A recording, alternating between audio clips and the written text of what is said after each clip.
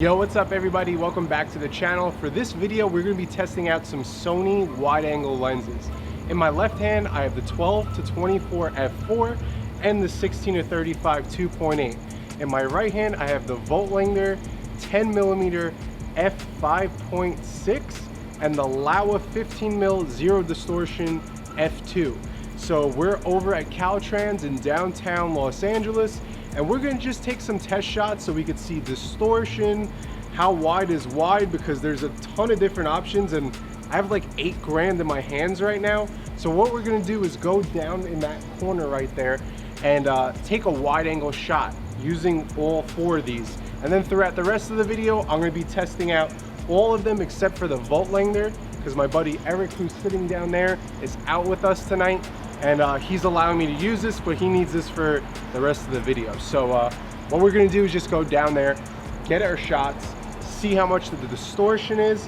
I'm gonna shoot at f8 on all 4 lenses, being that we have different f-stops. And then we'll just put all 4 pictures up on the screen so you guys could check it out and see which one's right for you. Now, these have a bunch of different price points. Everything will be listed in the description below. Shout out to my homie Manny, who's filming this right now. And let's get into this video.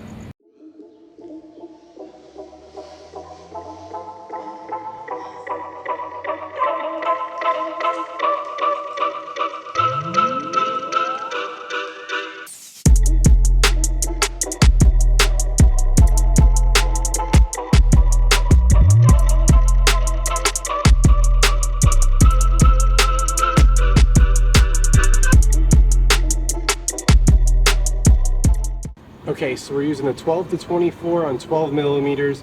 We're using the A7iii. We can't use a real tripod here because security just told us we have to do it freehand, so I'm using this real quick.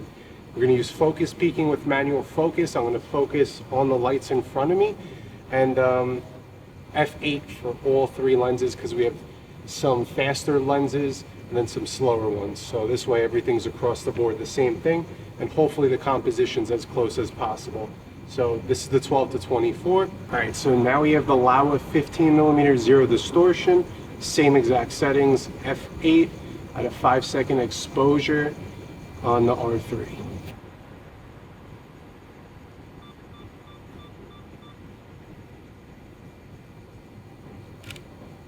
All right, so I have all 4 photos done, and I'm gonna edit them exactly the same, and I'm gonna put them up on the screen side by side, labeled each one. Let me know in the comments below which one you like the looks of so far. So right now we're taking a look at the side-by-side comparison with no distortion correction of the 4 lenses that we had used for this specific shot. Once again, the settings were 5 seconds at f8, ISO 100. What do you guys think? So right now what we're taking a look at is the distortion correction side-by-side for the Vogitlander 10mm and the Sony 12-24 at 12mm. And what we can notice is first the vignetting in the corners and edges of both lenses and some distortion correction, but that's normal for super wide angle lenses like these, and it was just done in Lightroom. There has been no other editing whatsoever besides hitting the adjustment for distortion correction. Now we're taking a look at the distortion correction for the 16-35mm gmaster at 16mm, and once again, there is way more distortion on the 16mm compared to the rest of the lenses, and also some vignetting, but this lens is extremely sharp and I love it. Now I couldn't do a distortion correction in Lightroom for the Laowa because there was not a profile selected for the Laowa. Lightroom didn't even pick up the actual lens, and it's kind of strange because they have one for the 12mm, so hopefully that will be an update relatively soon. All right, so there's a couple things you guys need to know about these lenses.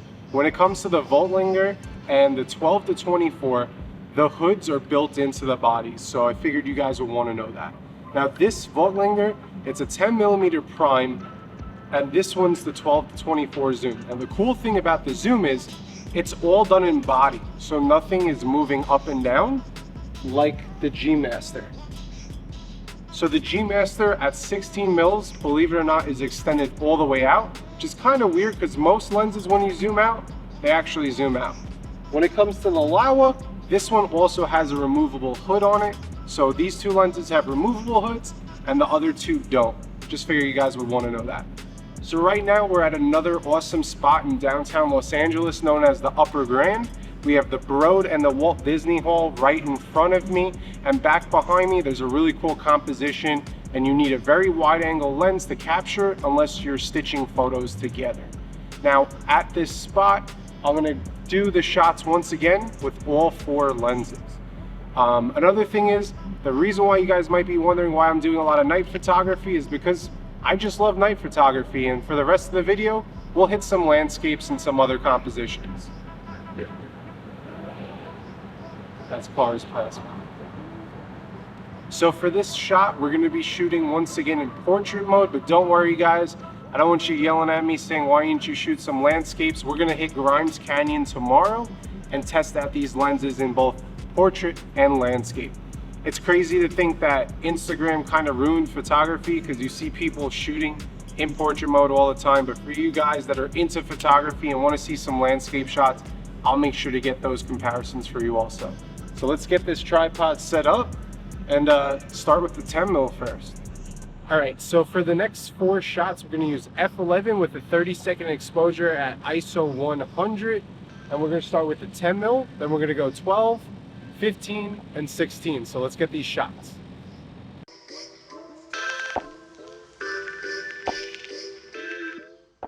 Right now we're taking a look at the Upper Grand composition with no distortion correction. We have the Vogitlander 10mm, Sony 12-24, Laowa 15mm, and the 16-35 gmaster side by side.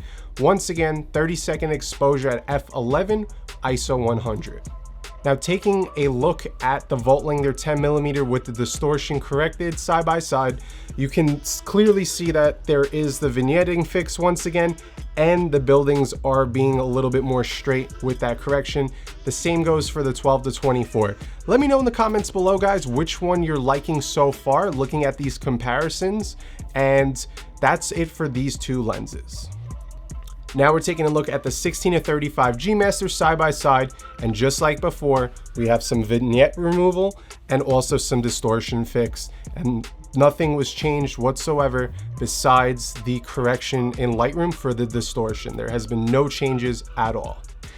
Now here's an example at a real estate shoot. The client was there, so I had to be fast, so I wasn't really paying attention to exposure, and I used a regular picture profile. That's why the windows are blown out. But notice the pillars and the left wall by the TV. You can see the pillars kind of look like they're shrinking at certain points, and you definitely see the wall warping on the left. The Laowa 15 was definitely the best out of all of these tests, but all of them are usable. But for you guys interested in which one is great for architecture videos or real estate videos, I'd say the Laowa, the 16mm, and the 18mm for sure.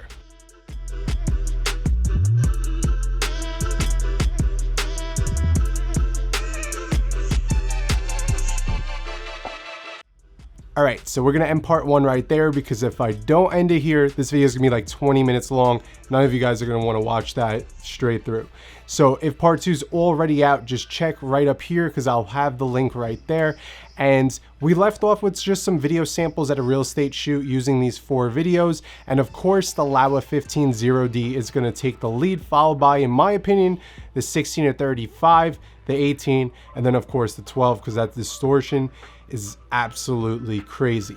So far with this series, what are you guys thinking? Which lens do you own? Which lens do you guys want to own, and for what reason?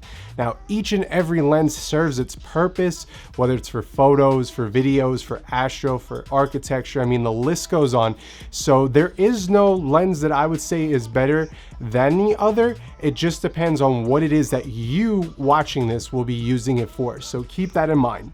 So stay tuned for part 2. You're not going to want to miss the epic B-roll over at Grimes Canyon and my pros and cons breakdown of each lens. Now remember, it's all opinion based, but I was able to use these lenses for a good amount of time, and I'll also tell you which one I think is the most versatile out of all of them. So if you like this video so far, this series so far, leave a thumbs up. Start that conversation below about which lens it is that you guys own or want to own for wide angle shots. And like always, in the description is my Instagram if you guys want to connect. I know I've been talking to a bunch of you guys.